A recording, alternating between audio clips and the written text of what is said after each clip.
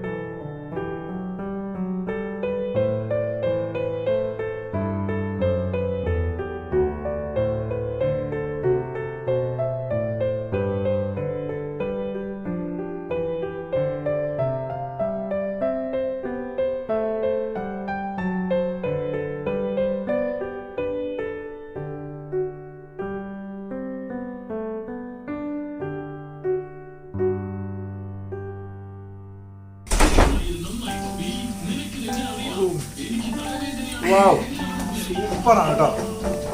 ഈ ഉള്ളി കൊണ്ട് ഇത്രയും ടേസ്റ്റ് ആയിട്ട് നമുക്ക് ഫുഡ് ഉണ്ടാക്കാൻ പറ്റുമെന്ന് ഞാൻ പ്രതീക്ഷിച്ചു.